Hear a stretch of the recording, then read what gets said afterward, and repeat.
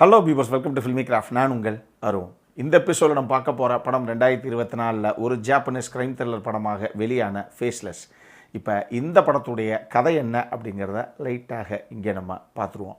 படத்தில் நம்ம கதாநாயகனுடைய பேர் கபுராகி. இவர் படத்துடைய ஆரம்பத்திலேயே ஜெயிலில் தான் இருக்கிறாப்புல. அப்படி என்ன சார் தப்பு பண்ணார் அப்படின்னா, ஒரே குடும்பத்தை சேர்ந்த 3 பேர்த்த கொலை பண்ணிட்டாப்புல அப்படின்னு சொல்லி தான் இவர் மேலே குற்றச்சாட்டு. இது யார் விட்னஸ் இதுக்கு அப்படின்னா, அந்த வீட்டில் ஒரு வயசான அம்மா, அந்த அம்மா மட்டும்தான் மிச்சம். அந்த அம்மா மட்டும்தான் கொலை பண்ணாமல் விட்டாங்க. அந்த அம்மாவுக்கு டிமென்ஷியா அப்படிங்கிற பிரச்சனையும் இருக்குது. இந்த ஞாபக மருதி பிரச்சனையும் பெருசாக இருக்குது. அந்த அம்மா தான் இந்த தம்பி தான் கொலை பண்ணது, நான் பார்த்தேன் அப்படின்னு சொல்லி போலீஸில் விட்னஸாக மாறினது. இந்த கேஸை ஒரு டிடெக்டிவ் ஒருத்தர் இருக்காப்புல, ரொம்ப நேர்மையான ஒரு நபர். அவர் தான் இந்த கேஸை கையில் எடுத்து கடைசியாக நம்ம கதாநாயகன் தான் குற்றவாளி அப்படின்னு சொல்லி அவரை அரெஸ்ட் பண்ணதும், நம்ம கதாநாயகனை அரெஸ்ட் பண்ணதும் அவர் தான். கடைசியாக நம்ம கதாநாயகனை உள்ளதுக்கி போட்டதும் அவர் தான்.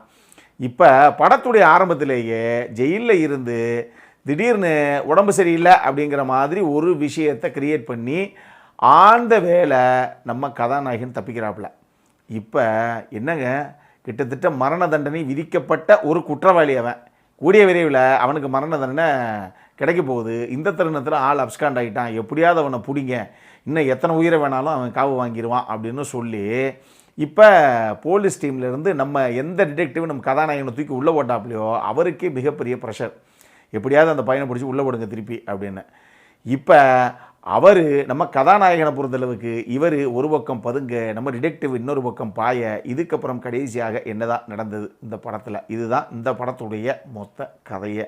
இந்த படத்தை பொறுத்தளவுக்கு இந்த படம் 2020 வெளியான ஒரு நாவலை தழுவி எடுக்கப்பட்ட ஒரு படம்.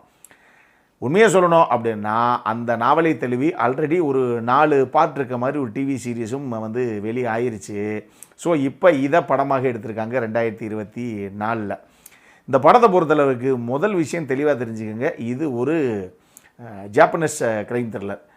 நீங்கள் இந்த ஜாப்பனீஸ் படங்கள் அப்படின்னு நீங்கள் எடுத்துக்கிட்டிங்கன்னாவே பரபரப்பா அப்படிங்கிறதே அவங்க அப்படி தான் பரபரப்பாக எடுப்பாங்க, பார்த்துக்கோங்க. ஸோ அந்த அளவுக்கு தான் அவங்களுடைய அந்த ஃபாஸ்ட் பேஸில் ஒரு கதையை சொல்கிறது இருக்கும். டெஃபினட்டாக ஸ்லோவாகத்தான் ஒரு படம் நகரும் அவங்களுடைய படங்கள். இதை மைண்டில் வச்சுட்டு உங்களுக்கு ஜாப்பனீஸ் கிரைம் த்ரில்லர்ஸ்லாம் ஆல்ரெடி நீங்கள் பார்த்துருக்கீங்க. உதாரணத்துக்கு த கிரைம் தட் பைன்ஸ்ன்னு சொல்லி ஒரு படம் ஒன்று இருக்குது. நாங்கள் ஏற்கனவே விமர்சனம் பண்ண ஒரு படம் தான். செம்மையான ஒரு படம், அது வேறு லெவல் ஒரு கிரைம் த்ரில்லரு.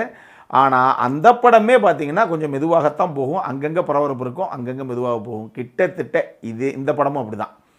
இந்த படமும் ஒரு சில இடங்கள் கொஞ்சம் ஃபாஸ்ட்டாக பரபரன்னு பற்றிக்கிட்டு போகும், ஒரு சில இடங்கள் ரொம்ப ஸ்லோவாக மெதுவாக கொஞ்சம் கான்வர்சேஷன் அப்படி இப்படின்னு சொல்லி போகும். அந்த எக்ஸ்பெக்டேஷனோட மட்டும் பாருங்கள். படத்தில் ரூயிஷி யோகோஹாமா அப்படிங்கிற நபர் தான் கதாநாயகனாக பண்ணியிருக்காப்புல. ரொம்ப சூப்பராக பண்ணியிருப்பார். தான் ஒரு குத்தத்தை பண்ணலை அப்படிங்கிறத அந்த சமுதாயம் எப்படி பார்க்குது, தான் அதுக்கப்புறம் தப்பிச்சதுக்கப்புறம் தான் சந்திக்கிற ஒரு நபர்களும் நம்ம தன்னை எப்படி ட்ரீட் பண்ணுறாங்க, நம்ம என்ன மாதிரி ஒரு லைஃப்பை இன்றைக்கி லீட் பண்ணிக்கிட்டு இருக்கோம், தான் உண்மையாக தப்பே செய்யலையே தனக்கு எப்படி விடுதலை கிடைக்கும் அப்படிங்கிற அந்த ஒரு பதட்டம் அப்படிங்கிறது பல விஷயங்கள் அவர் அந்த கதாபாத்திரத்தை கரெக்டாக தாங்கி பிடிச்சி கடைசி வரைக்கும் பண்ணியிருப்பாப்புல. ரொம்ப சூப்பராக பண்ணியிருந்தார் அந்த கதாபாத்திரத்தை. அதே மாதிரி அந்த டிடெக்டிவாக பண்ணக்கூடிய அந்த நபருமே ரொம்ப நல்லாவே பண்ணியிருந்தார் அந்த கேரக்டரை. ஏன்னா ரொம்ப ஒரு நேர்மையான ஆஃபீஸரு.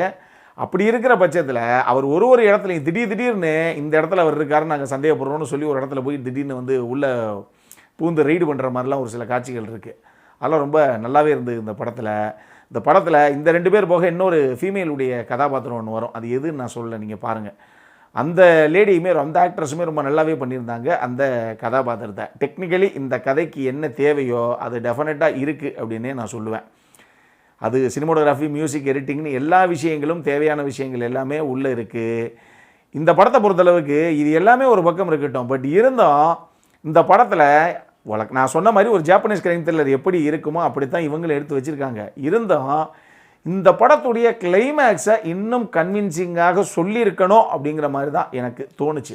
இந்த படம் பார்த்து முடித்த உடனே நல்லா இருக்குதுங்க, நல்ல படம் இல்லை அப்படிங்கிற ஒரு ஃபீல் எனக்கு வந்துச்சு. ஆனால் இந்த கிளைமேக்ஸை இன்னும் கன்வின்சிங்காக சொல்லியிருந்தாங்க அப்படின்னா சூப்பரான படங்க, இதுக்கு மேலே என்ன வேணும் அப்படின்னு நம்ம சொல்லியிருக்கலாம். ஆனால் இவங்க அந்த கிளைமேக்ஸை அது சினிமாத்தனமாக சொல்லிட்டாங்கன்னு சொல்ல முடியாது. பட் இருந்தாலும் இவங்களுக்கு எப்படி தேவையோ அதுக்கேற்ற மாதிரி சொல்லிக்கிட்டாங்க, அவ்வளோதான். நீங்கள் படம் பாருங்கள், நான் ஏன் சொல்கிறேன் அப்படின்னு அப்போ தான் உங்களுக்கு புரியும். நான் இதுக்கு மேலே இங்கே ஸ்பாயிலராக எதுவும் ரிவீல் பண்ண முடியாது. அடல் கனடை பொறுத்தளவுக்கு இந்த படத்தில் டெஃபினட்டாக ஒரு சில விஷயங்கள் இருக்குது. இது நீங்கள் ஃபேமிலியோடு பார்க்குறதுக்கு வாய்ப்பு இல்லை. என்கிட்ட கேட்டிங்கன்னா ஒரு ஆகா ஓகோ படம் அப்படின்னு நான் சொல்ல மாட்டேன். பட் டெஃபினட்டாக ஒரு நல்ல படம் பார்க்கணும் அப்படிங்கிறவங்க டெஃபினட்டாக பார்க்கலாம். அந்தளவுக்கு ஒரு டீசெண்டான வாட்ச் தான் இந்த படம். இதே மாதிரி இன்னொரு வீடியோவோட அடுத்த முறை உங்களை சந்திக்கிற வரைக்கும் இட்ஸ் அருண் சைனிங் ஆஃப்.